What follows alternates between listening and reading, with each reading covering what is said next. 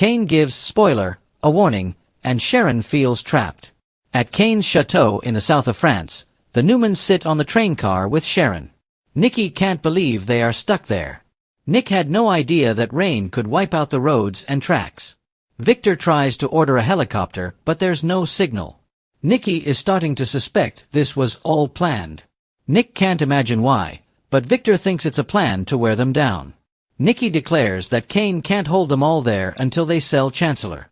Victor is confident that this is all part of a backup plan, but he doesn't know what that is. They speculate on whether Kane's plan involves other guests. Nick wonders if Billy might be involved. His father swiftly dismisses this, sure that Billy Boy is happy just enjoying free booze and that won't impress Kane. Nicky ponders whether Lily could be out for revenge on them for pushing her out. Victor doubts it. Nick points out that Lily seemed disgusted to see Kane. Nicky knows that can be faked. Kane is a master conman and could have charmed Lily into doing his bidding. All I'm telling you is we've got to keep our eyes open, Victor urges. He suggests that Kane could be using Jack and Diane, which is even more treacherous. Nicky's unconvinced and wishes they were home. She'd feel much less anxious. Phyllis appears. Phyllis arrives and declares that they are all trapped in paradise together. Enjoy the free croissants, Nicky says.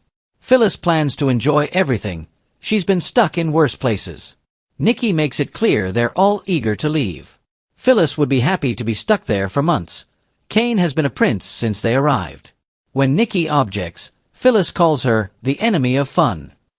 Nick guesses Phyllis has talked with Kane. She claims they had a productive discussion. Nicky wonders why her future would have anything to do with Ashby.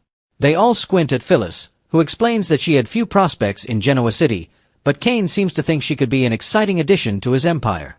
When they ask what that means, she's vague, so they guess she hasn't been offered a real job.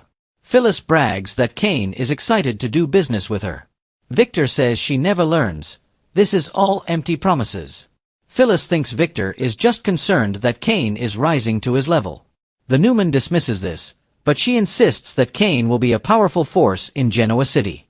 She plans to be right by his side. This makes Victor smirk and Nicky look appalled. Sharon warns Phyllis. Once Nicky and Victor clear out, Nick tells Phyllis it's time for him to have a talk with Kane himself. He asks her and Sharon if they will be okay on their own. They promise not to maul one another and insist they get along all the time. Like Thelma and Louise, but with a happy ending. After Nick walks out, Phyllis says he's silly and Sharon says he can't stop being protective. They try some small talk about the weather and then awkwardly look for something to say. Propping up, Sharon tells Phyllis that it's incredibly stupid of her to trust Kane. This all seems like it could be a diabolical spectacle. Phyllis finds that hard to believe given how long they've known Kane. Even Jill forgave him after he lied.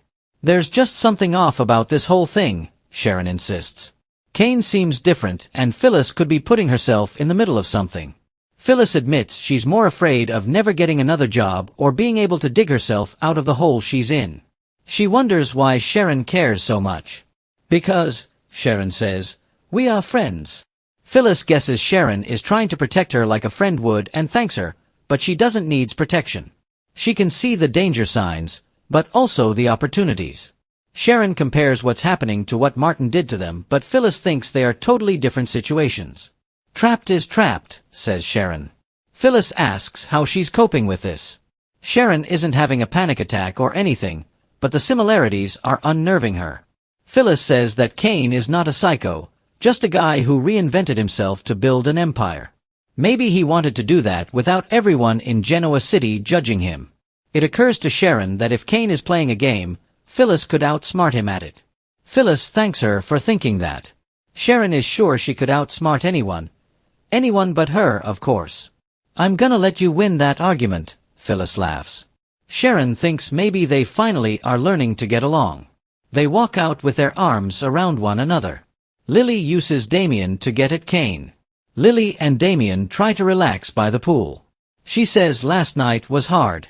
He offers to help relieve the stress by playing another round of Go Fish. They play an imaginary round with no cards until she starts laughing. Kane arrives, assuming they are disappointed that their departure has been delayed. It's funny how the universe works, he muses. pointing to how he hired Damien without knowing he was Nate's half-brother and her friend. "How do you know we're just friends?" she asks, reminding her ex that her personal life is none of his business. After Damien asks his former boss to listen to her, Kane requests 5 minutes alone with Lily. Damien agrees to hit the pool and walks off with a towel. Lily starts the clock. Kane is well aware of the boundaries she set, but he's looking forward to changing her mind about the path she's on. He's determined to get her back on track with him. "You're delusional," she snaps, insisting she will never take him back. Kane wants time to convince her that his intentions have been pure. Lily declares that will never happen. Kane urges her not to trust Damien. He's taking advantage of her now and will hurt her in the future. She reminds him that he hired that man. Kane points out Damien lied about who he was the whole time. Lily reminds Kane of all his lies. Kane points out that Lily and Devon tried to get Damien to spy on him, so she has no high moral ground in this. He was trying to protect her company. His intentions were always to come home to her. Lily doesn't know who he is now. He's not the man she fell for years ago, and she doubts he even knows who he is at this point. Kane reminds her of the depth of their love and the vows he made. He recites them, reminding her that he promised to always be her soft place to fall.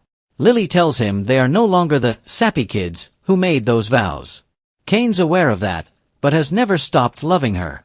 Lily thinks that's sad since she has stopped loving him. No promises or excuses he makes will change that. Never. Damien returns and asks if she's all right. Lily pulls him into a kiss and then says things are much better. Kane hangs his head and walks. Damien immediately guesses that the kiss was for Kane's benefit, but he's complaining about it. Lily admits it wasn't planned. He offers to oblige her if she needs someone to take one for the team to send her ex a message. He admits that he's wanted to kiss her since he first saw her, but would prefer it if it wasn't an act. She's sorry she didn't give him a heads up, but admits she's also wanted to kiss him.